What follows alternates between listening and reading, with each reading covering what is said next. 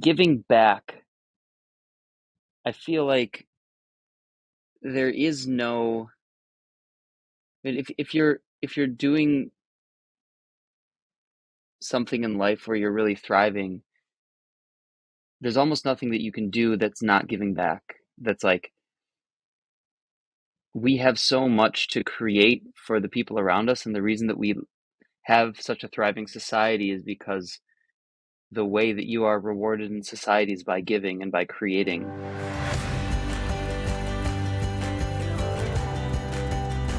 Welcome to episode 40 of People Are the Answer. I truly believe that people are the only answer to the world's many problems.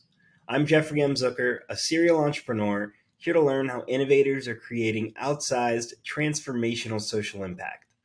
Today's episode features Greg Spero, a world-class musician and entrepreneur. Greg was named Best Jazz Entertainer in the 2013 Chicago Music Awards and has played with legends of jazz, pop, and hip-hop. Among many projects, Greg is the founder of Pitch, the first fan-initiated crowdfunding platform where fans pitch ideas to artists and then rally to crowdfund those ideas. Greg and I discuss his music career, software endeavors, his many learnings along the way, his passion for releasing the infinite creative potential in every human, and more. Here is my friend Greg Spero on People Are the Answer. Greg, thanks for joining me on People Are the Answer. Pleasure to be here, Jeffrey. Thank you so much for having me. Yeah, I'm excited to finally have you on. Certainly something that's been on my mind for a while, and appreciate you taking the time. Man, yeah, I'm glad to be on here. I'm a big fan of you, and I'm a big fan of your company. So it's really cool to be able to sync up like this. And I saw some of the research that you did on me, so I appreciate you actually digging in and getting to know like what I'm about. That's rare in a podcaster to really have a deep understanding. So I'm excited for this. Absolutely. Can you start off by telling the audience who you are, where you're based, and your current role? Yeah, absolutely. So my name is Greg Spero. I'm a pianist and entrepreneur. I live in Los Angeles, California. I'm from Chicago, Illinois. I still identify as a Chicagoan. Um, but right now I'm in my studio. It's Tiny Room Studios, which is one of my companies, one of the two primary companies that I'm working on, though most of my time at this point is spent on Pitch, which is the first fan-initiated crowdfunding platform, which we'll get into what that actually means a little bit later. Um, and so the studio sort of acts as an office for Pitch. I have my guys come and work out of here with me on a daily basis, and this is where the magic happens. So from content capture and supporting artists that use Pitch to the actual like ideation and development of what the software is going to be. Awesome. It sounds like a fun place to hang out. Look forward to visiting at some point. Yeah, it's cool. I don't know if most of your listeners are on audio or video, but I can give you a little walkthrough of it later if you want. Yeah, sounds good. I'd say it tends to be half and half. Okay, cool. So, really appreciate you sharing that. And you're working on a lot of cool projects. What would you say motivates you in general? That's a very broad, broad stroke question. I have a lot of answers to that, but I've also thought a lot about that question, like what actually gets me up in the morning and what keeps me um, motivated down the path that has a lot of resistance that I tend to just like, I keep in my life finding myself going down some people say the path of least resistance, but I tend to find myself on the path of most resistance. And the question is why? And I find that there's so much to be done. There's so much change to happen in this world from a macro systemic level to a micro personal level that will help empower the the manifestation of human potential. Um, and I put that in a sort of two-word phrase. I say empower creativity. So if you go on my Instagram, that's what it says is empower creativity instead of my name. Um, and I feel like I'm happy at the end of the day if I have done something to help everybody, including myself, but other people as well, manifest the creative potential that they have in their life, whether that's writing music, recording content, or developing a new platform, developing software. And my software happens to help people be creative and manifest the vision of their own personal projects. So anything that I can do to help empower creativity is what motivates me at my core. I love that. Empowering creativity. I mean, I think, like you said, everyone has the potential to be extremely creative, whether they realize it or not. Yeah, and I practice Buddhism, um, and I I subscribe to I don't subscribe to a faith per se, but I subscribe to tenets. Um, and one of the tenets that I feel like is worthwhile is the idea of Buddha nature, which Buddha nature is actually just another word for the greatest infinite potential that every human being has. When you manifest that which is your greatest potential, you're manifesting your Buddha nature. And I chant every morning and every night to open and close the day with the sort of mantra that I will work to bring that out, manifest that Buddha nature, that greatest potential in myself and others, as my sort of um, core value proposition of my life per se. Sounds like you've got a good perspective on life. I really appreciate that. And you mentioned being from the Chicago area originally. What was it like growing up there? Man, there are a lot of things it was like. Chicago, we get kind of a bad rap, the whole Chirac thing. There's a lot of challenges that we have in the city, from the government infrastructure to the crime. But it's such an incredible hotbed of culture and brilliance, like that.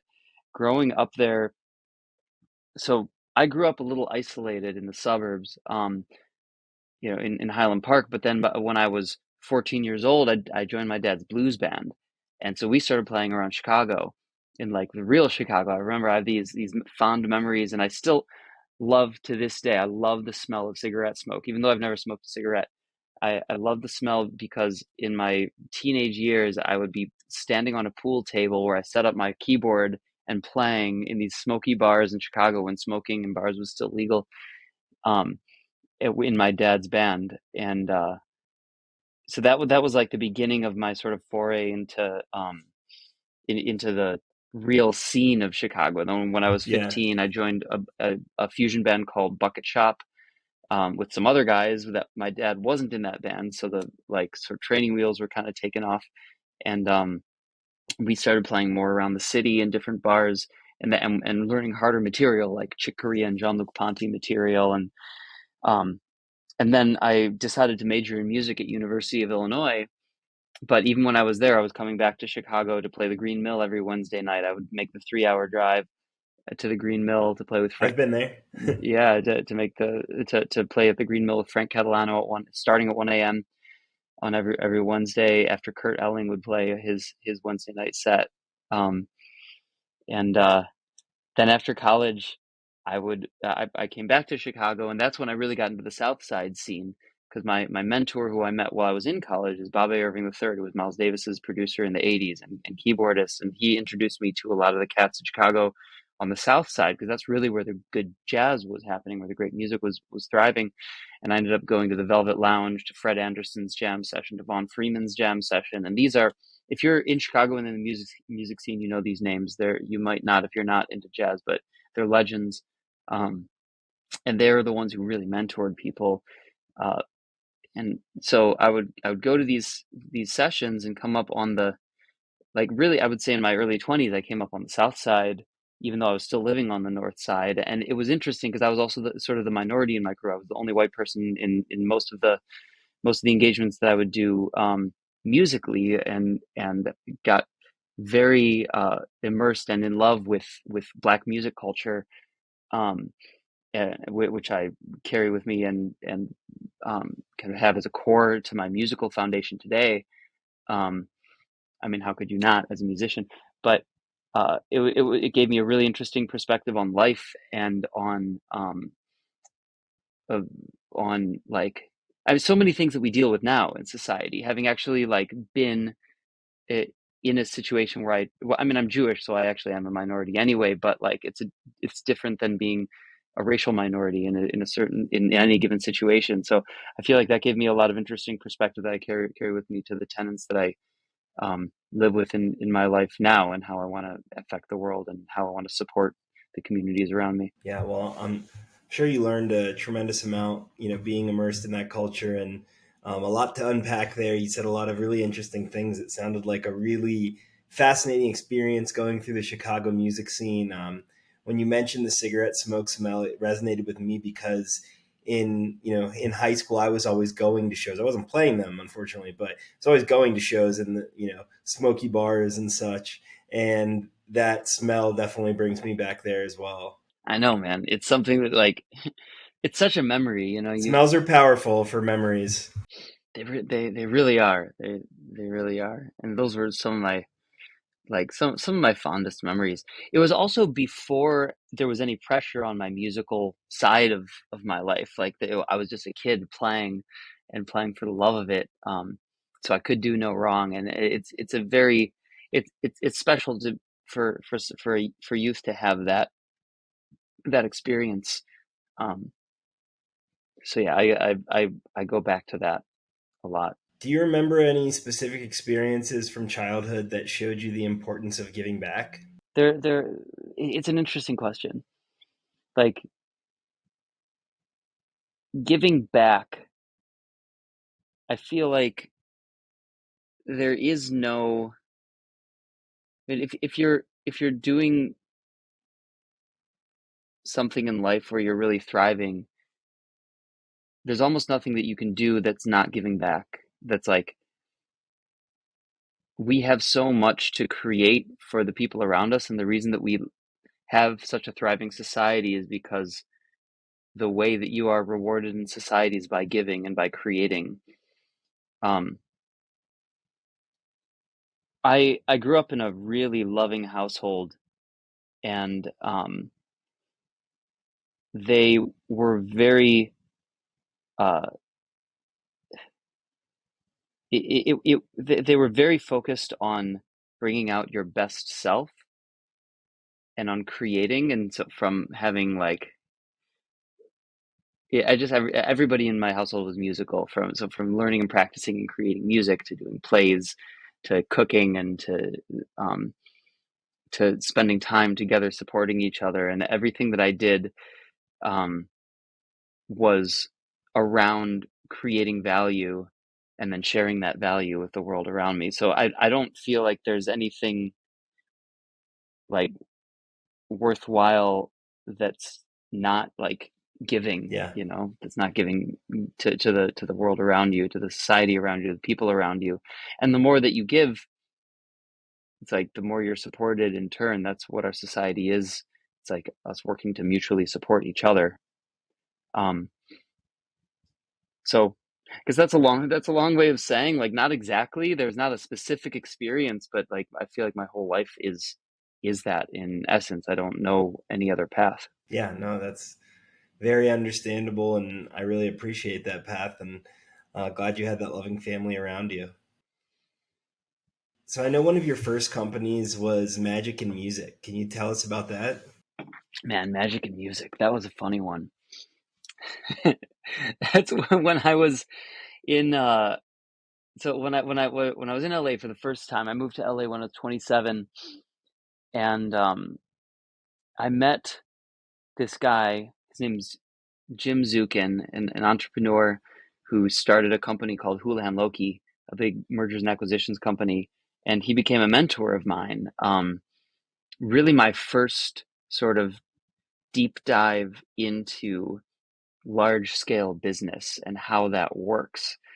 Um, and I also happened to know Quincy Jones, who I'd met when I first got to LA, and Jim knew Quincy as well, and so we were figuring out what we could build together.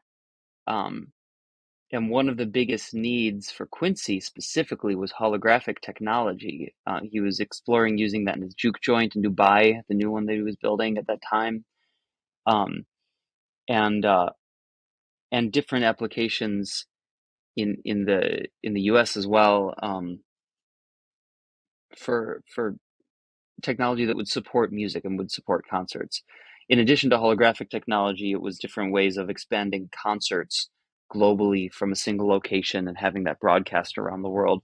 So Magic and Music was a company that essentially it turned into a company that would find holographic technology and source it into the right hands so that we could push the envelope in concert experiences. Um, the company never ended up getting off the ground though, because we got pretty far into it.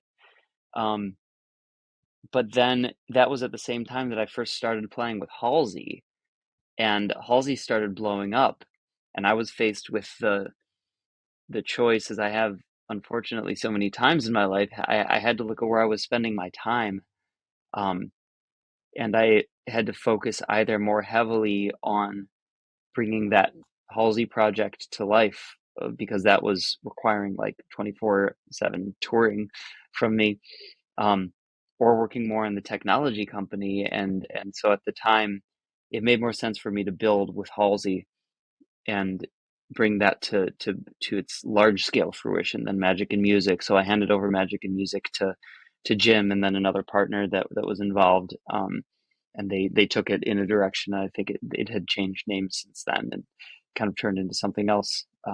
But I learned so much in that process, um, from the idea of like distribution versus creation. And this is one of the big problems with the music industry, and any industry actually. But it's like the farmer is not the one who makes the money. Unfortunately, it's the distributor who makes the money. So you want to be the distributor, but you also, like, from a moral and humanistic perspective, you want to empower the farmer. Um, so the question is, how can you be a distributor that supports the farmer? Like, and I use that as a very general sense. The farmer's the one who's growing the food, but not the one who's distributing the food. But the distributor is the one who makes like large scale money and turns into a bigger business, and the farmer has a cap on how much they can actually create. Um, so that was just one. That's like one little sliver of the sort of education, the real world education I got under the mentorship of Jim Zukin in that project, who I'm super grateful for. Um, that was Magic and Music for that period of time. Sounds really interesting. It's cool to hear that you've been a tech entrepreneur for quite a while then. And, when I first saw the name, I was imagining some sort of hybrid musician magician, but unfortunately, it was a cool tech project. Yeah, I mean, entertainment is an interesting thing. I don't like. I'm always a little wary of magicians. I don't like the idea of magicians. Clowns have scared me since I was a young child. Like, and I mean, not that magicians are clowns. I'll probably get a lot of angry emails from saying this publicly, but like when I was in marching band, the clowns were always the ones that kind of like fucked with the marching band. And I played trumpet, and so we would always be super scared of the clowns. Um, and then but then, like, yeah, we dabbled in figuring out how it could integrate with magicians, actually, in Magic and Music. Um, because with holographic technology, you can do a lot of things that are very deceptive and are able to kind of trick the senses. But I don't know, the idea of tricking people doesn't appeal to me, and that's kind of like, that's why I'm always a little wary of magicians. I can appreciate that for sure. And, I think what you've told us so far has been amazing, but I think it underplays the incredible musical career that you've had. Certainly a lot more to cover in that space. And I'm just going to read off a few things that I've read, and we can kind of go where you want to from it. So you've played with the Miles Electric Band. You've composed music for film, theater, and TV. You've written songs with Rolling Stone bassist Daryl Jones, co-produced tracks with Ski Beats, and I know that the list goes on and on. Uh, what are some of the most sort of influential parts in your music career to your Oh life? man, it's Before Halsey, because we'll dig into your time with Halsey. yeah. Well, I mean, you're so those the little tidbits that you listed off there, those are such like fond memories for me. I mean, when I was in my mid 20s, before I moved to LA when I was 27, from like 21 to 27 when I was living in Chicago, that's when I was building my jazz career and my hip hop career. Actually, I was playing on So my collaborations with Ski Beats were I would go to New York, I would crash on Ski's couch and just produce with him like all day, every day. And the stuff that I played on, I would sort of produce the keyboard parts, and he would produce the beats, and that turned into tracks that ended up on Currency's album, like Pilot Talk 2 and 3, um, and then some stuff that ended up with Most Def. Um, and a bunch of other rappers that I'd have to dig it up to see actually where it all ended up, but ended up on a lot of stuff. Um, and that was a big education for me in hip hop, because I was taking samples. Essentially, he would produce from originally from records. He would like take a record, um, cut a little bit of it and loop it and turn that into a beat, like put a backbeat behind it. And then I would go in and I would take that sample and I would recreate it in a way that like resembled the original sample and was ideally better for the context that it was placed in. And So I would do that over and over again, and it gave me a lot of I think a deep understanding of what makes hip hop feel really good. It's all about the feel. I mean, in jazz too, it's all about the feel. Like it's how the music makes you feel. So that was a powerful experience for me. And then the Miles Electric thing, like so the Miles Electric band as it exists now is the guys who played with Miles Davis in the 80s, so including Robert Irving III, who introduced me to all those cats originally. He's the guy who was Miles's keyboardist and music director in the 80s. He introduced me to, well, all Daryl Jones and Vince Wilburn, um, all the other guys who played in Miles's band during that time, and then they carried on the band after Miles died. Miles died when I was 7, but those guys, Blackbird McKnight, who plays with George Clinton now, but they would tour as the Miles Electric Band and play those compositions that Babe had written, and some of which Daryl had written, and like different things that from that Miles era, which is like so deep and dear to my heart. I would go to bed when I was in high school. I would listen to this one DVD of Miles in 1989 in Paris with Kenny Garrett on sax, and I can't remember an Asian guy on the piano, but I can't remember his name. Killing pianist, and but I would go to sleep literally every night listening to that DVD. I would play the DVD, watch that concert over and over again. Um, And so that music was so ingrained in me. Like when they asked me to go and play with them as the one member who had never actually played with Miles himself, I was super honored. And so I did a bunch of tours with them. And I also toured with the Buddy Rich Big Band, another legacy band led by Kathy Rich, his daughter. Um, that was part of the stuff that happened when I was in Chicago in my mid 20s. And I still tour with the Miles Electric Band from time to time. Very cool. Um, I love those guys so much. Yeah, that was all fun. You had some really cool musical experiences in Chicago, prior to heading to LA. And I saw that you were named the best jazz entertainer in the 2013 Chicago Music Awards. What did that mean to you? Yeah, that was the moment when I was like, okay, maybe it's time for me to find something other than Chicago. Like I got that in 2013, was it? Or 12? That's what I have in my notes is 13. Okay. 13, yeah. I so yeah, and that it was a special moment for me because, getting the recognition of my peers in Chicago, um in that scene, in a scene of so many incredible jazz artists. Um it meant a lot, and I was very honored by it. At the I was also like frustrated at that time. I was like, man, there's these amazing musicians here, but like, what are we doing? We're playing a lot of local stuff. That was before a lot of my peers had really taken off in their careers. Like the world has recognized Chicago since then, which has been amazing.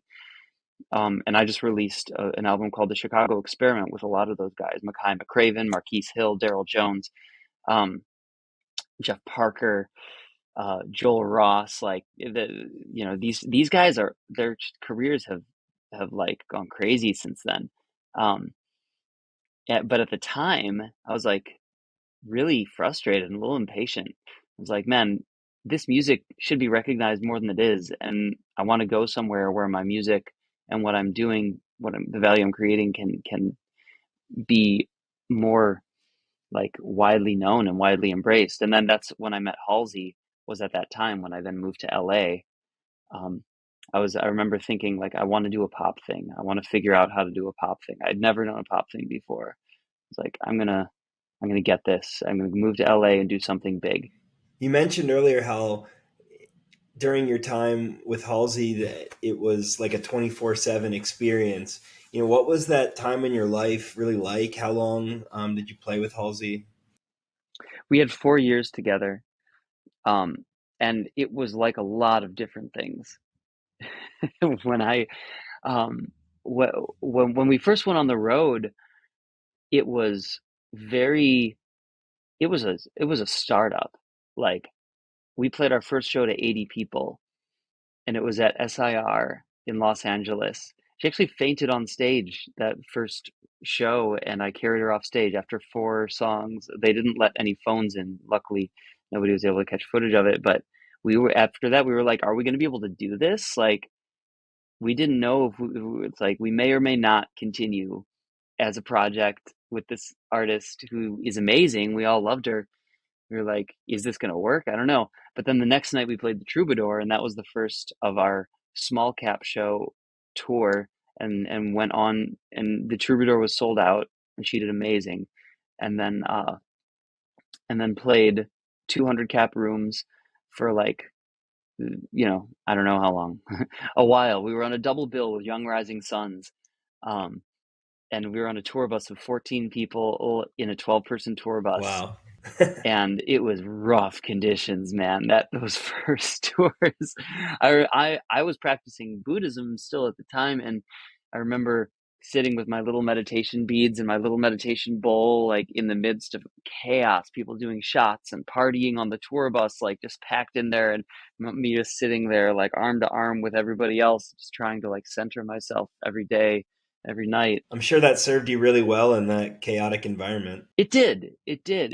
It allowed me to have awareness of myself and of the people around me, and to be compassionate, and to like continue to create value and live in a world and an environment where I wasn't necessarily comfortable by default. Like, the music industry is a snake pit of like, it's a it's a hard industry, and like, it's very dirty, and um it allowed me to like to kind of go through it gracefully, and rise up in it and support it and create as much value as I could possibly create, um and get to a place where I can work to transform it, which is what I'm working on now with pitch, like actually changing the music industry now that I've experienced it, and seen what needs to be changed.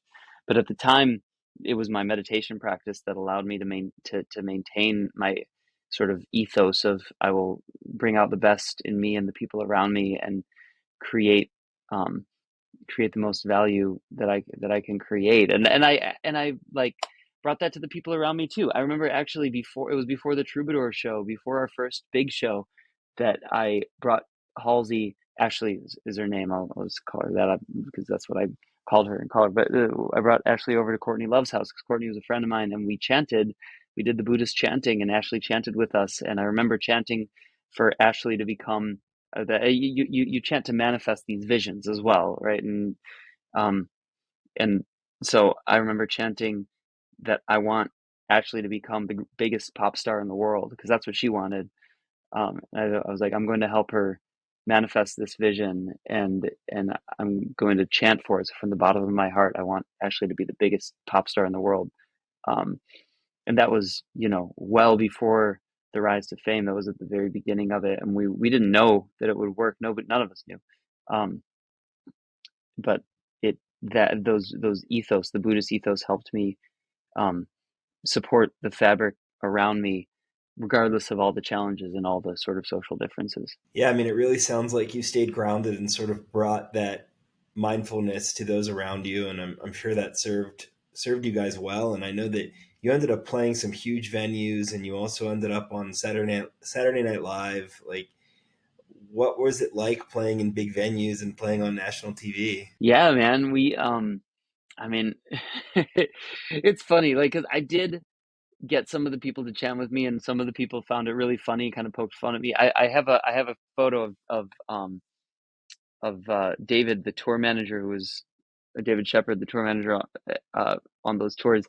When I was meditating one time, he took my singing bowl and put popcorn in it and started eating popcorn out of it. And then when I like came to out of my meditation, I saw it and like took a photo of him. I thought it was really funny, but like it, it was all, we were all sort of enjoying the ridiculousness of life and kind of poking fun at each other throughout the process of all of that. But then as it grew and we got to play these big venues, it was like I remember playing Madison Square Garden for the first time and it was sold out. The first time we played it, we sold it out. And I was so proud, but my parents were even prouder. Like it was because my dad is a pianist. I mean, I told you I played in his band, and it was his dream to play Madison Square Garden. So when when I got the gig there, I told my parents, and I was like, I want you guys to come out and enjoy this with me. So I brought my mom and dad out to go to Madison Square Garden the first time I played it, and they stayed in my hotel. I remember I slept on the couch and I gave them the bed. Um, and they came to see my show in New York, uh, and it was such an incredible experience, man. I like to do that for the first time. Like it's only that incredible the first time you do it. We played it 3 times after that and sold it out. It was sort of like whatever. But like when you've never done that before and you sell it out and you're like, wow, this is a milestone. Yeah. This is a moment in my life that I will be grateful for the rest of my life. I still have the set list from it in my room. And I'm sure your parents were just so incredibly proud, and the pride that it must have filled them with, especially, you mentioning your dad having that as his dream. As a father to a very young son myself, I can imagine that seeing your child fulfill your dream is probably even more rewarding than doing it yourself. Yeah, I imagine. I imagine. I hope for that for my kids one day when I end up having them. um that they're able to live out. I mean, not my dreams though. Like the ability to have a dream and live it out is such an incredible human experience. Like that hero's journey to go through the challenges, and man, there were a lot of challenges like getting there, but like to be able to start something and go through the challenges and the struggles of bringing it to life and then to eventually get there. It's like I hope that for every single human being on this earth, it's such an incredible feeling to have a real win, like that. And then playing all the late night talk shows. It was actually when we played Saturday Night Live that I decided to put in my resignation. I had been with them for like 4 years at that point, and it was getting to the point where I needed to go and be creative in other ways. Um, and before that, we had played Colbert and Ellen and Fallon and Kimmel and like everything you can imagine. And all those shows were exciting to play on, and all of them were a little smaller than you think they are when you get into the studio and you record it. Um, it was an amazing experience. And then when we played Saturday Night Live, that was the day that I put out. I talked to them and I put out a Facebook post and I said like this has been an amazing journey and I'm going to find somebody to take my place here so that I can go and do other things with my life. And that's when I built the first tiny room studio. Well, that's a good segue. I promise we'll get the pitch in a minute, but I want to hear a little bit about Spirit Fingers, and then I want to dig in on Tiny Room. So Spirit Fingers was originally born out of my frustration of playing pop. So when I got into it, I didn't really think about how challenging it would be to play so simply. Um, you know, e- the my whole musical training has been in complex music. I did deep study of classical music and of complex pop music like Radiohead and of jazz music, the whole history of jazz, which is deeply complicated and beautiful and interwoven with like melody, harmony, and rhythm in these different ways that are there's a lot of depth to it. And so when I ended up playing pop music for my living, I ended up getting a little frustrated after a while, and there was a point where I was like, I need to start writing music that will take me into a different zone of the deepest complexity I can imagine. I didn't really imagine recording it or playing it when I first wrote it. I just wrote it for the sake of writing it. Um, and these are songs like Find and Maps, and the ones that are on my on the 2018 Spirit Fingers record. I so every and it started in the UK. We did a UK tour. We were on a double-decker tour bus, and every night after the show, everybody would go out and party and hang out in the venue that we were playing, or go out to a club and get VIP, whatever. And I would leave the group, go back to the tour bus, go to this little alcove in the upper deck, um, and take out my Yamaha Reface keyboard and my laptop and start just writing the most complex shit that I could possibly think of. And so I would start with weird time signatures. I took a time signature of 17 beats, 17/16 notes, and had that loop over a consistent quarter note ostinato, and then would write melodies to the 17, but then see how I could interweave it with that quarter note ostinato, which would get offset by 1/16 note every time it would repeat the beat. Um, and then I would try it with 13, and then I would try it with 11, um, and that. But at the same time, this was shortly after we had done our tours in the US with The Weeknd, and I had all this like deep urban pop music like ingrained in my mind because I would watch The Weeknd's show after us every single night because I loved that group so much. So I took these chords and these different sort of um, rhythmic ideas from The Weeknd's material and integrated it with this complex jazz music. Um, and that's what ended up being the initial Spirit Fingers material, a weird mashup of stuff. Um, so I didn't touch it for a while after I wrote it. I would write this stuff, and I would listen to it, and it would like soothe me because it would fire all the neurons like in different parts of my brain, and it was almost like a meditation of complexity, um, because it was also there was symmetry and beauty in it. It was real art. Um, but then at a point, my friend Mark Kavanaugh from Chicago heard it. I shared it with some friends, and he was like, "Dude, you have to play this stuff, like, and you have to put it on the road." I was like, "I don't know, man," and he convinced me. And then he ended up becoming a partner in the group and helped us like do our first tours. Um, and so I had to actually learn the shit. So I would practice every day on the road for 2 hours, just trying to get this stuff super slowly because it's really complex. And then eventually was able to speed it up and play it like you hear it on the record, but it's still not as fast as I initially envisioned it. I still practice it. There's some of the tunes that I'm like, one day I'll get it to the speed that I really want to get it. But now there are like Berkeley students who are transcribing what I've done, and they're playing it as fast as I've played it, and I think they're going to probably beat me to playing it at the tempos that's actually meant to be played at. So we'll see. That's really cool though that you've inspired, upcoming musicians up and coming. I know, man, that it's so meaningful to me to see that. It's kind of crazy, like, and I didn't think that would happen. Like when I was doing this stuff, I never thought about 10 years from now. Well, I guess that wasn't even 10 years ago. That was like 7 years ago now, but I didn't think like 7 years from now people like students who are 10 years younger than me or more like 15, 20 years younger than me, god, I'm old, are gonna like be taking this stuff and looking at this as their inspiration.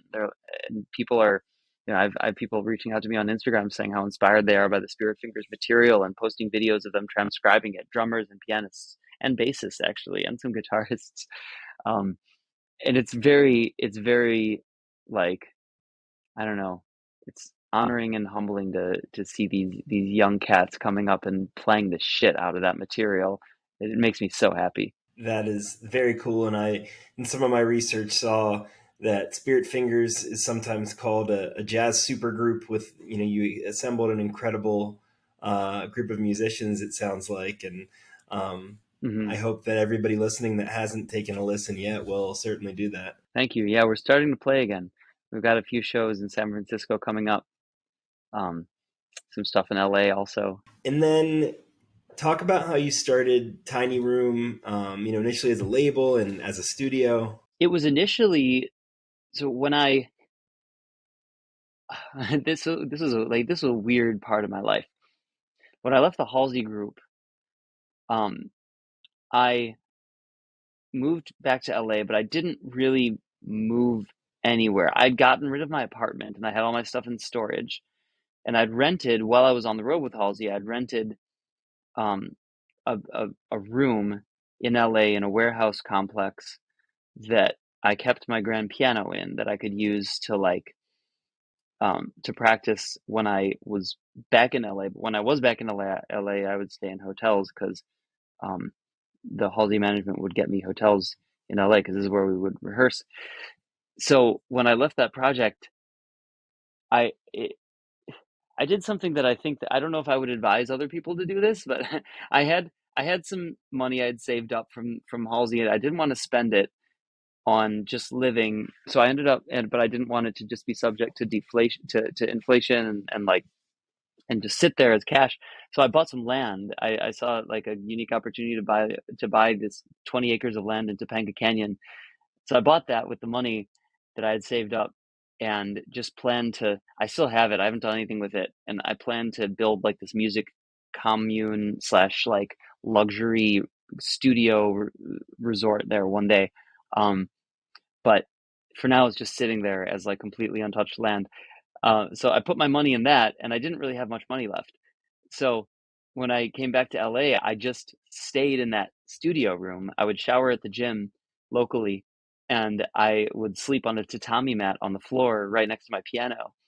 Um, and I would wake up in the morning and I would compose.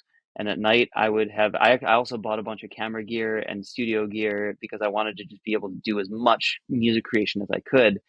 Um, so I would wake up and compose and practice, and then at night I would have friends over to play and record, um, and did sessions with everybody from Mano Neon and Domi DeGaulle and JD Beck and Sput Seawright, and like we hosted jam card events there because there was a bigger warehouse complex outside of my little studio, but it was a tiny room. It was 12 feet by 16 feet, and I was living in it on a tatami mat on the floor, and that was the original tiny room studios. And so I would gradually acquire more and more gear and turned it into this really beautiful complex recording studio in this tiny little room.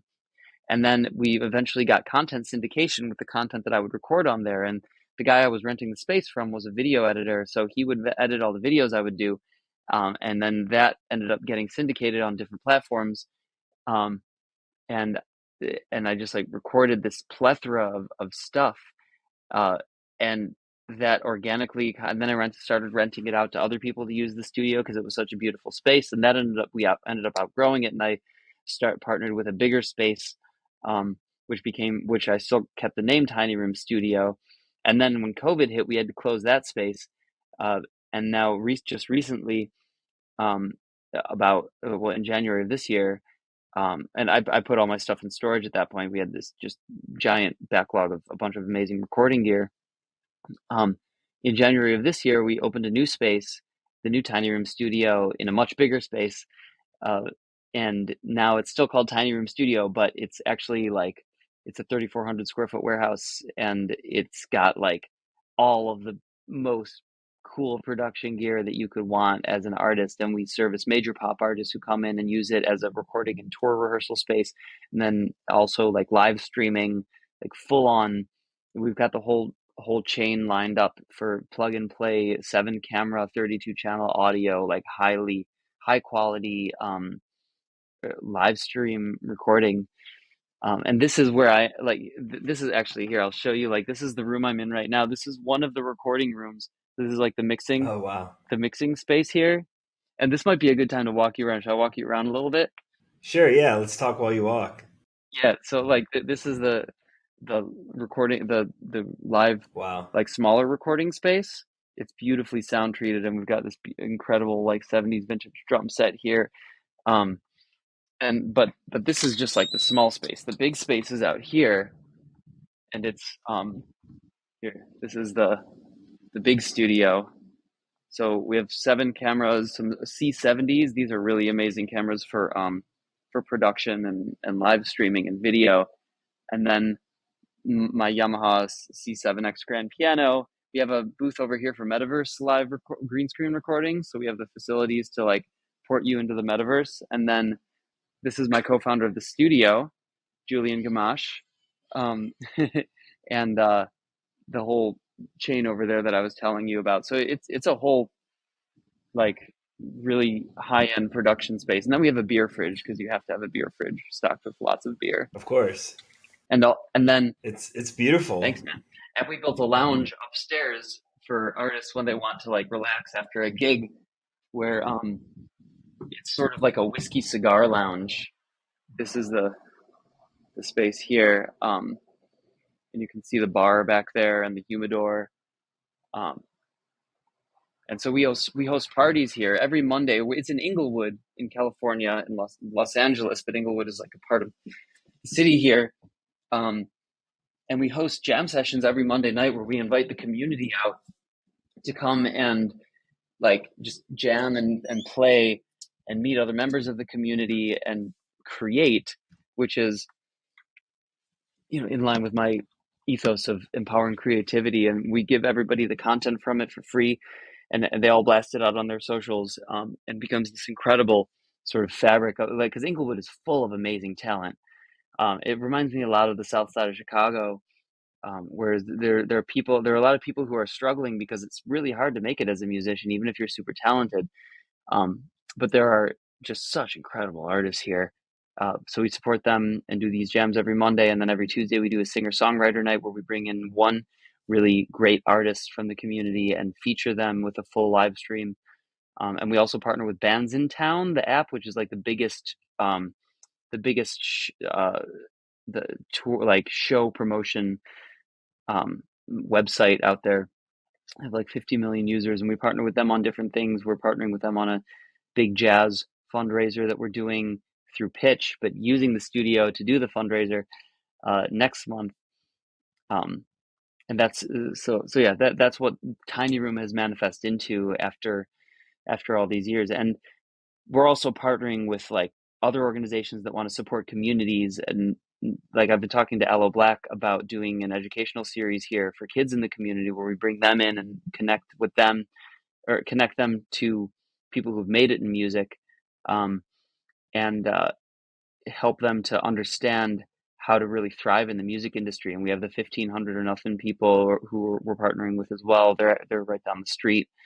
So it's just an incredible, and Stand Together. We're talking with them about different ways that we can partner. So like, what we want to do is just empower the people in this community to capture the most amazing content they can, to meet each other, um, and so we can help the whole music community here rise up. I love it. It sounds amazing, like such a inspiring place to be. Um, is this something that you see potentially doing in other great music communities? It is. It is. We want to expand. We plan to expand. It's not the first priority for me because pitch is, building a software company takes a lot of effort. Yep.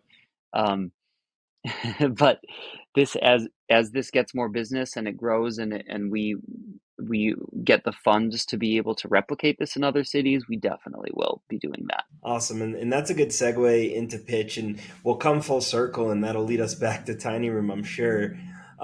You told us a little bit at the beginning about what pitch is, but just maybe pitch for us real quick.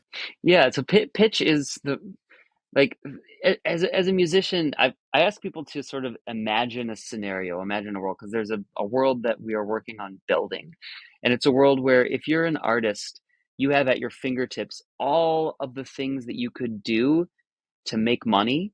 Like, as a commercial artist, an artist who you're doing it for a living, and you need to, that's how you make your income. It's like, if you knew all of the stuff that your fans would pay for, then and you had an easy way to execute it and just do it and give it to them in exchange for the money that they would pay, every single artist's life would be a lot better. Like, the value that's in every artist's fan base that's unrealized is just immense. It's crazy how many things fans are asking for. And I saw this when I was on the road with Halsey. Like, fans were asking her to do a poetry book, to do a punky album, to dye her hair a certain color, to do a video of her makeup routine. Like, they were asking her for so many things. And they the problem was there was no way for them to rally together to say, hey, if you do this thing, if you make your poetry book, we will pay this much. We'll each buy it. Like all 50,000 of us who want it will pay $50 and we'll buy it from you. So just do it. There was no way for them to do it. So she ended up doing a poetry book, but it took years of fans rallying to try to get her to do it. When she did it, she had to go through distribution and publishing and all these things, these gatekeepers. It's like, you don't need all of that. The new music industry and the new content, the new creator economy is an economy without gatekeepers, where artists are directly communicating with their fans. But to make that, you have to empower fans to rally together to get what they want, to convince the artist to give them what they want. It's this two-sided conversation that just is not happening yet. So what Pitch is doing is allowing fans to say to an artist, hey, I really want you to do this like album that's a sequel to this other album that we really loved. And if you do that, we'll actually pay for it. I'll pay $10 and my friend will pay $10. And they're like spread it around, and the fans rally to crowdfund that idea, but they're crowdfunding it before the artist has like even considered agreeing to it. So then the artist can just look at their profile and say, oh wow, there's $500,000 on this album if I do this album. Okay, boom, I'm going to do it. There's the $500,000 to fund the curation of the album. I don't have to go sell all my rights to a label. I can go and do the album, give it to my fans, and still send it through all the oversaturated distribution channels like Spotify that will barely pay me anything for my music, but I'm already paid up front because the fans wanted it in the first place and they're willing to pay for it. That's the picture that I'm painting of the future of what the creator economy could look like, and that's where we're going with it. Yeah, no, it's really cool the way that you explain it, and I think it certainly can be revolutionary for creators, and just there's so many things that people could request, and it could go a lot of different ways. And it sounded like some of these concepts came to mind when you were working with Halsey. And then how did it eventually come to fruition? Like, what was that process? It came to fruition because I had nothing else to do. it when COVID hit, all I was going to go on the road. I was scheduled to go out. I think at that time it was with Mackay McCraven, but there were tours that I was about to go out on, and COVID happened. It's like, nope, no more tours. And then I was one of those people that saw it and was thinking, like, they're saying 3 weeks. This is going to be a lot longer than 3 weeks. So, like, I better figure out what I'm going to actually do. So I started first doing a little video podcast every morning at 8 a.m. It was like a live, it was more of a show. Like I did a live stream every morning at 8 a.m. to just everybody in the music world. And I would bring in different people. I did radio host panels. I did music industry panels. Did a bassist panel with Buster Williams and Ron Carter, like all sorts of stuff. Um, and some of those panels were talking about the future of the music industry, like where is it going to go, and what can we do to make it better than what it is now? Because musicians were not making a living. They were like, how do I pay my rent? They just couldn't, because a lot of them, touring was their last sort of leg of what was holding up their whole career. Because streaming revenues, very few people can make a living off streaming revenues, and record sales had gone away. So it's like, where does the music industry go from here?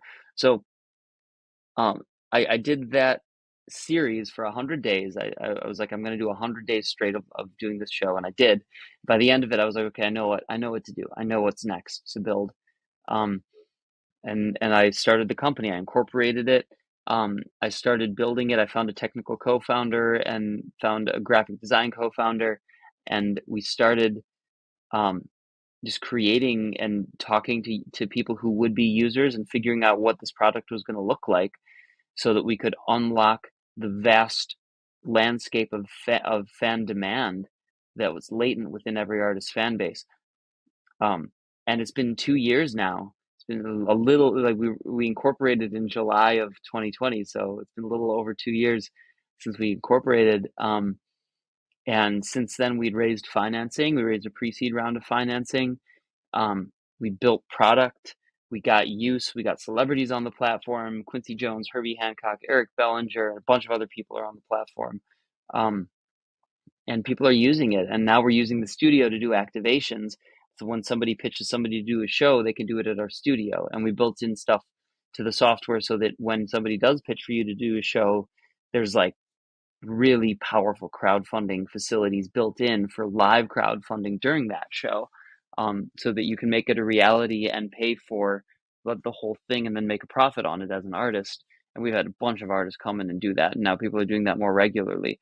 So like it's a tool now for artists to tap into that vast fan demand that is just latent and undiscovered.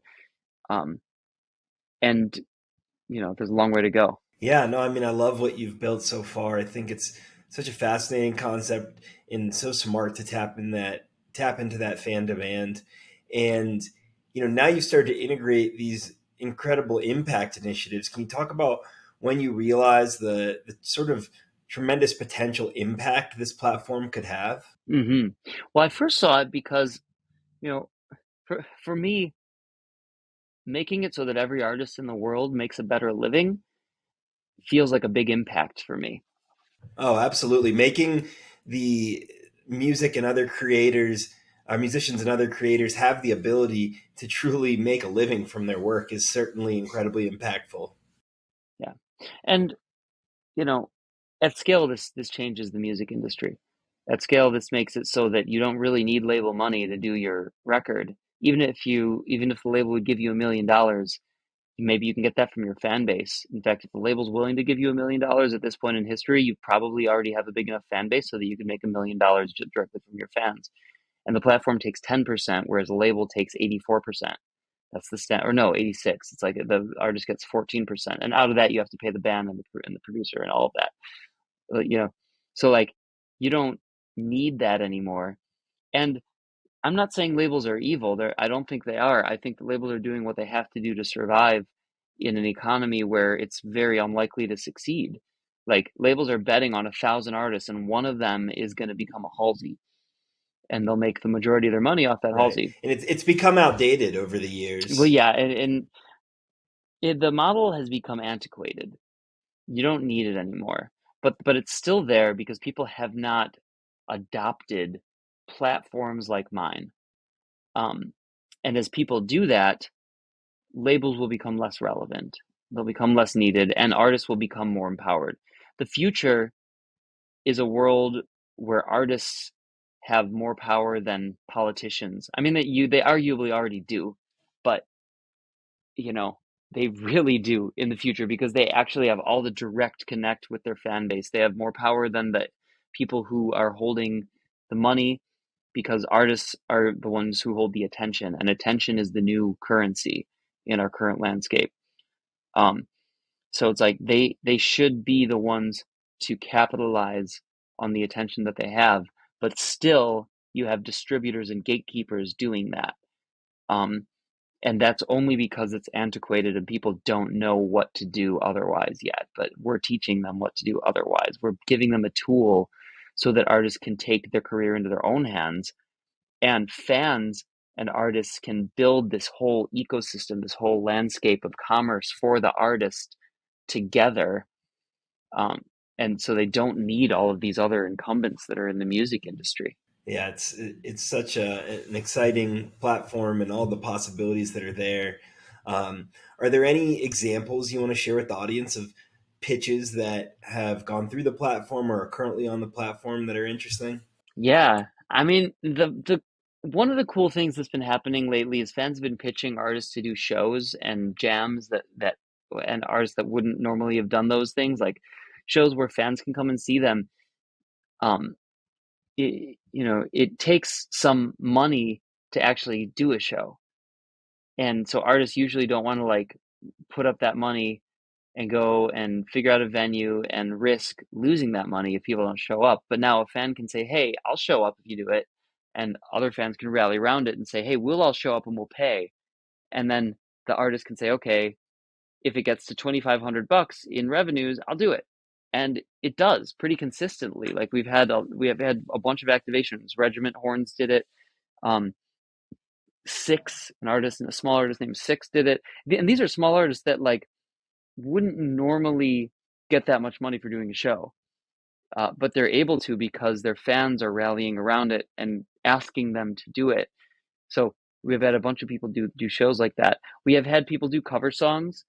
Artists have been raising money for causes that they are passionate about, um, and saying like, so we have a thing called covers for causes. That's one of the sort of styles that people use this app, um, and they'll say, "I'm supporting this cause. Please uh, pitch whatever cover you want me to do, and pay however much money you would pay in order to do that, and all the money will go to this cause."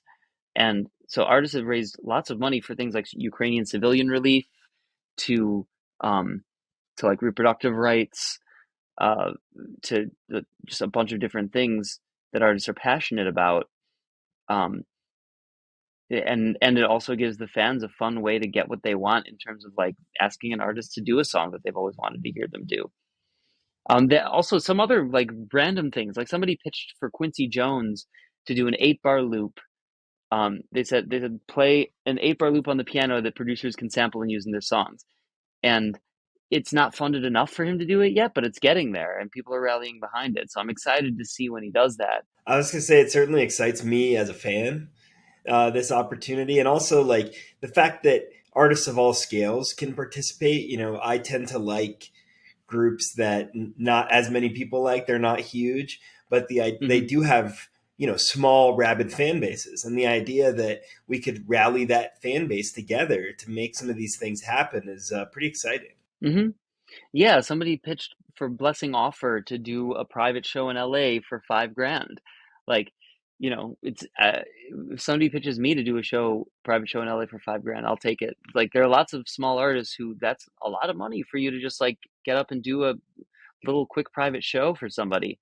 Um, it so stuff like that, there's so much within the fan base, and that's actually the fun part of it, is as we grow, I'm not the one who knows what is going to happen. It's the fans who know what's going to happen, and we're the platform that focuses on the fans, and our goal is to give fans what they want while empowering artists to make a better living.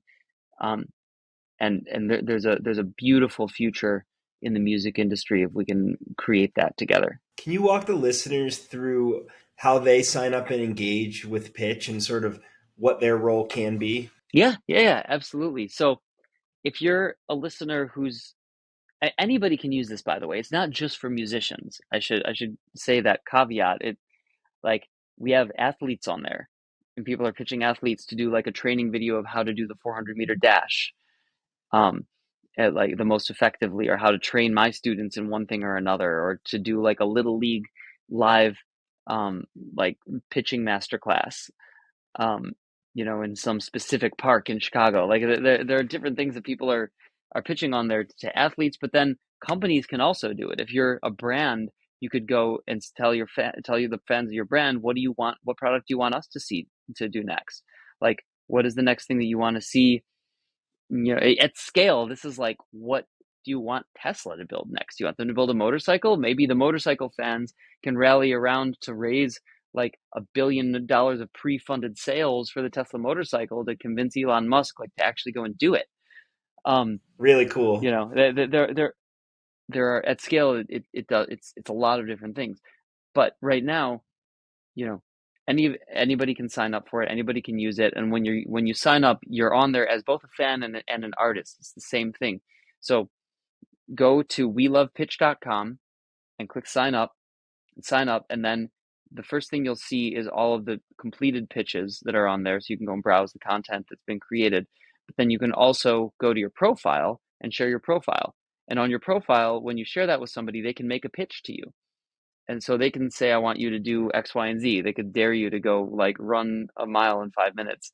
And like they can crowdfund it. And they only actually pay when you submit your reply showing, proving that you've actually done what they've asked you to do. Um, and then other people can go and find you on there, and if you share your profile around, and they can pledge on any of the things that people have pitched to you. So go on there and share your profile around with friends, try it out, um, and try finding artists on there that you love, like Aloe Black and Herbie Hancock. What do you want Herbie Hancock to do next? Like what song do you want him to cover? Like that's a fun thing because Herbie does the most amazing covers of different songs. And correct me if I'm wrong, but you can go and post a pitch for an artist that's not yet on there, right? And build up the momentum and then kind of convince them to come on. You can do that, and to do that at this point, we're adding. They're called waiting to join profiles. So when there's enough demand for an artist, and just contact us. You can contact me at Greg at weebid.app is the address because our pin name used to be Weebid and the parent company's name is Weebid Inc. Um, but you can email me or find me on socials and send me a message of like who you want to see on the platform, and we can create a waiting to join profile for them. Um, and we've done a bunch. There are hundreds of waiting to join profiles on there already. But if there's somebody that you want to pitch something to, we'll create that for you, and you can go pitch something to them and share that around with your friends, and they can crowdfund it. And you'll only pay, the money will only be deducted from your credit card if they join and do the thing that you're asking them to do. So there's no risk involved in that. But it's really fun to see what people are rallying to get somebody to do before they've even joined the platform. Yeah, that's awesome. I mean, I really love the way you've painted the vision for this for us, and thank you for that. I'm excited at just how the potential impact, and it's already having so much, but to just imagine the heights that pitch could eventually get to is really exciting. Thanks so much. Yeah, it's exciting to see the way it's being received as well. We had great coverage in Spin Magazine and Forbes. People are rallying around the idea of pitch, and I think that there's a very exciting future for the company. So, does it is it ever tough to balance being both a musician and an entrepreneur? Oh yeah, always. It's always tough. I mean, I I was on the road for 4 weeks just recently, and 3 of those weeks were at business events. Like I went to the Stand Together event. I went and had a little bit of a retreat with some of my investors, um, and but one of those weeks was a tour with a band, Nubia Garcia, and we played Newport Jazz Festival and Pickathon Music Festival in Portland. Um, and so it's a lot to do, and then to make sure that I practice. Like I used to be in a groove where I would practice from 6:30 a.m. to 8:30 a.m. and then be ready for the team stand up at 9 a.m. Now I've been practicing at night because I've been getting a little bit of a later start because of these Monday night activations we've been doing. They go till like 4 in the morning. Um, but to practice piano and play music and manifest this software company to what it is, um, along with making sure that the studio is like going in the right direction, even though I'm lucky that I've Julian and I'm not managing the day to day. It's definitely a challenge. But like my sort of feeling is, what else are you going to do with this life? Like, we have so much time on this earth. What do I want my story to be? What do I want my like, experience of consciousness to be? And I really like the experience of manifesting this grand vision and doing something that so many people can thrive in and enjoy, and that can help lift so many people up in different ways, all under the essence of empowering people to be creative. Because that's what makes me the most happy, and that's what I see lift people up the most. Um, yeah, I saw a great Kurt Vonnegut quote. I think David Shepard posted it the other day, the Halsey tour manager, on his Instagram. It was a Kurt Vonnegut quote, and it was something to the essence of like it was to a sixth grade class, I think, and it was saying that his advice, his homework for those sixth graders is like go and be creative and manifest something. Just like go out and do a dance, or like make a face in your mashed potatoes, or um, do a painting or do a song, sing something, and do it not so that you can give it to somebody, but so that you can experience becoming. Um, and it's such a powerful thing to be able to create something into this world that wasn't created yet. And I feel like that's the essence of what it means to be human, um, versus just surviving as an animal. Um, so I want to manifest as much of that as I can in my own life and empower other people to do the same. It's beautiful, and I really appreciate that. And you've definitely been helping a lot of people manifest their creativity. Thanks, man. You mentioned the Madison Square Garden show earlier. Do you have a favorite show that you've played? Oh, that's a tough one, man. I mean, it might be too hard. My favorite show probably that I've played is Duc de Lombard in Paris. It's a 50 person, like I think their capacity is like 50 people or something like that. It's a little jazz club and it's so elegantly and beautifully put together. There's this little balcony where people sit up top in these like seats right by the stage at the bottom.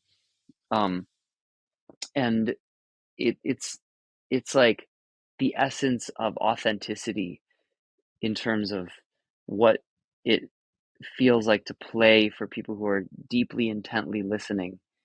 Um, if I had to go, if you asked me if I wanted to play Madison Square Garden again or play Duke de Lombard again, and I could only do one or the other, I would do Duke de Lombard because it's just so special to have that creative experience where you're improvising with the band and you're connected with the audience. So you're improvising with the audience, and everybody there is there for the sake of the music and the creativity and to experience and just go away together into this landscape that's like the the movie. What's that movie with the jazz musician where he like dies and goes into the creative land and um I can't remember the new like Pixar film. Oh, yep. Soul. Yeah, Soul. It's like you go into that space like I just they did it, described it so beautifully. Um so yeah, that's where I would go. That's like the portal to creativity. That's probably my favorite place to play in the world.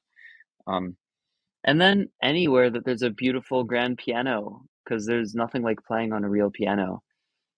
Um, that's why I have the 7.5 foot Yamaha C7X here, um, as opposed to just playing keyboards, because like even though it costs more and takes more maintenance, it's like there's nothing like that experience of playing on a real instrument. Yeah, I mean, just hearing you talk about it certainly like brings memories back for me of musical experiences and just that not only that escape but also that crowd experience. You're all going through this experience together, and it's immersive. Did you play music? No, this is as a viewer. As a Okay. I love music. I've attended tons of shows over the years. I have attempted to play guitar and a couple things over the years, but I don't have the discipline that it requires. But I love music, and Yeah, that's another thing I was thinking about the other day is like I spent so much time practicing when I was younger. Like I was definitely doing it as a sort of like antisocial activity, but I would spend hours and hours practicing. And then in my early 20s was when I really started practicing 10 hours a day. And like it's not an easy life to manifest something like that where you have a skill set that banks on that much depth of um just digging in and practicing. But um I wish that for everybody. I'll wish that for my kids one day is like to have the experience of being truly excellent at something. It's not something that is very encouraged in our society right now because like people are very distracted and very encouraged to get like semi good at a lot of things and then sort of become one of those people that puts a lot of pieces together, which I guess I am now also, but um same. like but it's it's uh it's such a special feeling to be able to have a thing that you have become truly excellent at. And it's a feeling that cannot be replicated. And that I hope everybody, I wish that for everybody that I know, and especially for youth that has the opportunity to do it at a young age. Yeah, it's really powerful to put that effort into it. And um, do you have any stories of when you really saw how much your work could affect change? Yeah. I mean, the greatest change happens in the heart. Like, I remember I did a performance at the Soka Gakkai International in Chicago, on that's on the in the South Loop, and they built that building there when the South Loop was really, really rough, and since then it's become a really thriving community. Um, and I played a performance there, and I remember it was just filled to the brims, and afterwards it was like a spiritual feeling. It was a spiritual performance, and people there were so deeply into it, similar to how they were in Duke de Lombard in Paris when I played that years later. But I remember a moment, and I still remember this woman's face. Um, this this this woman who came up to me afterwards, and she was literally crying. She was in tears, and she said that was so deeply impactful. That was the like that opened my heart more than I've ever felt before. Like being in that experience with you, and you know that's like if we could all have open hearts towards each other, there would be a lot less problems in this world. If we could all have a little more empathy and a little more compassion and a little more forgiveness for ourselves and for the people around us, um, you could sort of shortcut the solutions to a lot of the problems that we see. Um, and to feel that my music can open people's hearts, and she wasn't the only one. I experienced that many times that night and at other concerts and years thereafter. Um, but to see that my music can make people be more connected and deeply impacted and open their hearts, um, it it made me understand the power of creativity and the power of music. Herbie Hancock has a thing called International Jazz Day that he does every year, where he brings together governments to focus on jazz, but he doesn't do it for jazz. He does it for the world. He does it because when you focus on a deeply connecting improvised music and the ethos of jazz, which is like bringing people together from any background, completely diverse, completely um, like uh, not taking into consideration anybody's differences. Everybody is welcome to the table because they're human, and bringing them together to create value and to create this thing that connects hearts and opens minds. That is what the world needs more of. Um, and that's why he does International Jazz Day, as he explained it to me. And I see that every time that we create music, we're bringing people together and we're opening hearts and opening minds. And yes, it can be used to support causes too. There are causes that need support. Like when we raised $36,000 for Ukrainian civilian relief at a 5-hour fundraiser at our studio, that where we used pitch as the mechanism to do it, like that was super impactful in a tangible way. You can do that too. But the baseline of it is that it's like you're opening people's hearts and you're opening people's minds to each other, um, and that's the way that we can really change the world. Thank you for sharing that. And throughout our conversation, a couple of mentors have come up: Bobby Irving, Jim Zucan. Is there anyone else that you want to recognize as an impactful mentor in your life? I mean, Herbie Hancock, it has been so impactful. He's the one who introduced me to Buddhism, like four. Oh, I'm so old. 14 years ago now.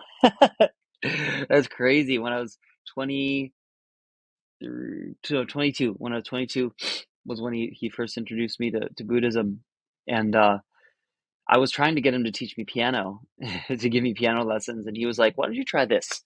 Um, and I did, and then eventually he started mentoring me on piano as well. But uh, it, he's been one of the reasons that I live the life that I live now.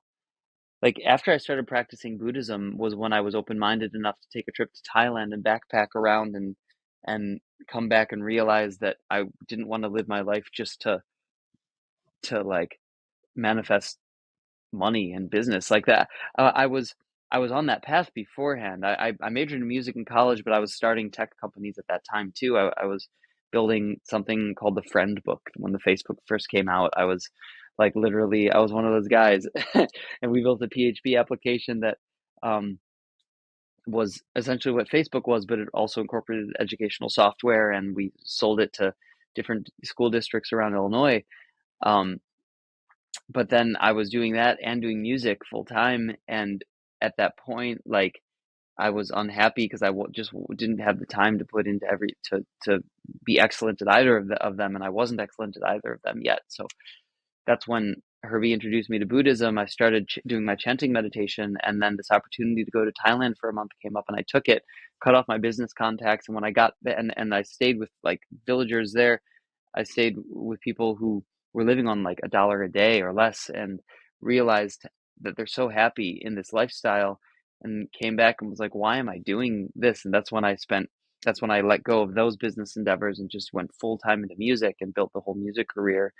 Um, and then like, it came back full circle after I had become excellent in music and then built something in that. Then it became time to come back into technology and build something new for the world, um, which I'm working on now.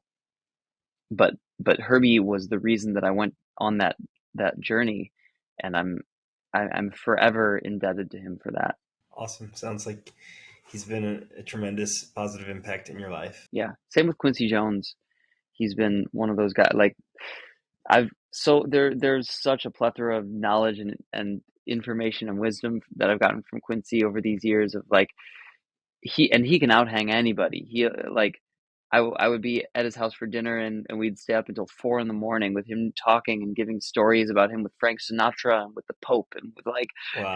the presidents and like all just so much stuff. He was just such a brilliant wealth of knowledge and information and spirit. I've a lot of my understanding of music and the world comes from Quincy also, and Herbie and people who really have a lot to share. Well, if you'd like, you can ask me a question. Hmm. All right. What gets you up in the morning? What gets me up in the morning? My mind goes straight to Tikkun Olam, repair the world in Hebrew, kind of my family's mantra, and just doing things that not only fulfill me, but also serve in some way to make the world a better place and make people's lives better. I mean, that gets me up in the morning, and doing those things for my loved ones and my family, but is also just trying to leave the world better than we found it. Damn straight, man. Yeah. Judaism and Buddhism have so much in common. Yeah, I mean, I think Buddhism is fascinating. I definitely am curious to learn even more about it. And I, don't consider myself religious, but I'm certainly culturally Jewish and was raised in a Jewish household. And Yeah, me um, too. a lot of the lessons and sort of the essence of a lot of the things that are part of my being have come from it. Yeah, man. These ancient teachings are really, really powerful. That we have a lot to learn from history, and religion is the most extensive historical background that we have. Um, so there's a lot to learn from it. There's a lot to be careful of too, in terms of what a lot of religions have become when Yeah. like power has come into the equation. Um, but like, Judaism has done an interestingly amazing job at preserving a lot of the tenets that seem to be these core principles that help people live a really amazing life, and maximize the joy and minimize the suffering of life. Yeah, exactly. And just to value life in all of its various moments, regardless of how they're going. Yeah, yeah, man, absolutely. That's a Buddhist trait there too. That's like to accept the suffering of life, to accept that life is synonymous with suffering, and to embrace it and find gratitude and, live your best life in that context of what life is, which at its root is suffering. Yeah, I mean, that theme just mentally brings me to Viktor Frankl's book, Man's Search for Meaning, and what it was like. One of my Yeah, I favorites. mean, just what it was like going through the Holocaust and finding meaning in your life despite being in that circumstance. And Mm, hmm I mean, what a powerful thing. And it's incredible. I mean, that helped him survive. hmm hmm not helped him not only survive, but helped him to bring the the brilliant wisdom that he acquired during that time to the rest of the world through his writings. It's like, what an incredible, in Buddhism we call it turning poison into medicine. Mm. Um, In Judaism, I think you just call it life and teaching.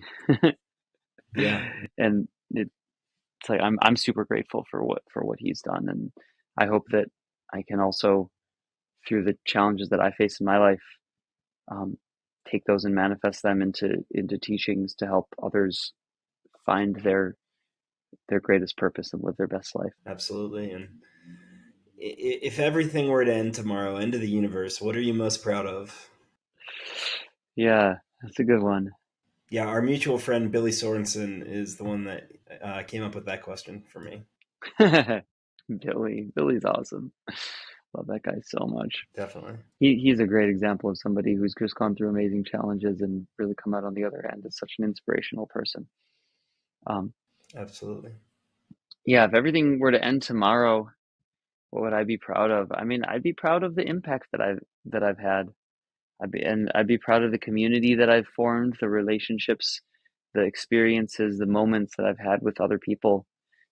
Um, the moments of the moments on stage creating music with people, the moments watching the stage that I have helped to build, um, with the people on it that are bringing out their next level of who they are. Um, the I'd be proud of the people that I've mentored. Hopefully they keep living and I'm the only one who dies, in that scenario. But maybe if it's the end of the world, they don't get to either. But I'd still, I'd be really, I'd be happy about the moments with the people. It's all the moments with the people, and the people that, especially the people that I've helped to bring out one aspect or another of their own personal brilliance. That's what I'd be the most proud of. Certainly a lot there to be proud of. And I'm fortunate to know you and to have learned about your work. And there's one question that they ask all my guests toward the end of the episode, and you've answered it in some capacities already, but I'm still going to ask it. If you could snap your fingers and fix one thing in the world, what would it be, and how do you think that change would reverberate? Mm. And you've talked about people having more empathy and more compassion and forgiveness, and that's certainly a potential answer. I mean, I do love that answer, and that's a good one. But that's not what I would change. If I had like Mm-hmm. one, if I had a genie that was giving me one wish of what I could change about the entire fabric of the world, it's that every single human being has so much value to give, and people have so many needs to be fulfilled, like so many wants and desires, and so many exchanges that they want. And there's, if you look at, if you were to take everything and have it be a simulation, like every person's vision of what they want to manifest in that moment, it's like we all need each other's help, and we all have help that we want to give, and we have things we want to receive. If everybody could just know exactly how to fit into that puzzle, like what can I do right now, what are all what, like to maximize, if I could answer the question, what can I do right now to maximize my positive impact for everybody else in this world, taking infinitely deeply into account the needs and desires of every single individual in this world, and my own personal capabilities and my hopes and desires for myself.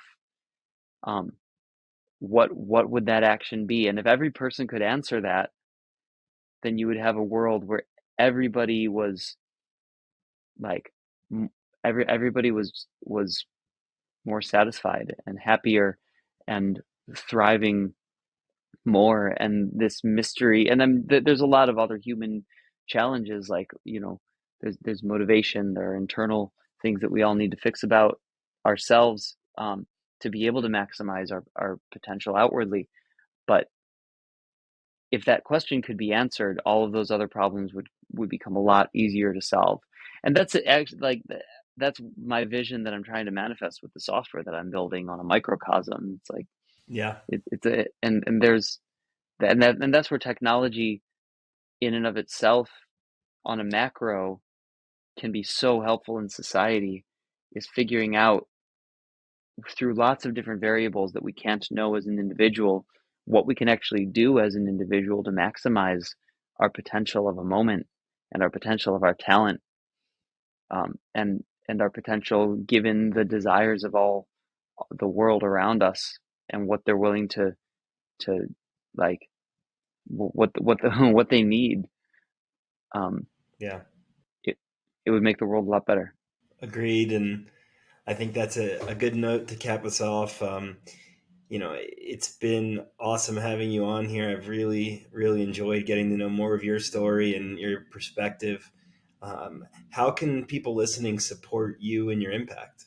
Oh man, good question. I mean, there's so many things to get involved with. I mean, if you're a musician, come by the studio, enjoy a Monday night with us. You use like in if you're in LA, um, if you're a business person, um, involved in tech or an investor, get in touch with me and come, and there are opportunities to support pitch, and to help us bring that to the world at scale. That's what we're working on. Um, and if you are a fan or an artist, or if you have something to give to the world and you know that you have fans that want things but you're not quite sure what they are and you're not quite sure how to give it to them, which is actually everybody, but not everybody has discovered it yet. Um, then come and join our platform and let us help you. And you know, right now we're doing it personally, one-on-one. We're training people in how to do it, so we will actually tangibly give you support, um, in utilizing the platform with your fan base and with the people who want you to deliver certain things to them that you might not know yet. So yeah, just get in touch. We have a wide net of people that we're supporting in different ways. Right now, it's mostly, if you're a creative or a fan of creatives, or if you're a business person. Well, thanks again so much for being here. And, I look forward to staying in touch, to visiting the studio, to coming up with some pitches and getting more engaged. Awesome. Thank you so much, Jeffrey. It's been great being on your show, and I really appreciate everything you're doing this podcast, doing your company, um, and yeah, and just being who you are. It's great. It's been great to get to know you over these past couple of years, and thank you for having me on this. I look forward to everything in the future for us. Thanks for listening to this episode of People Are the Answer. To find out more, go to peoplearetheanswer.com.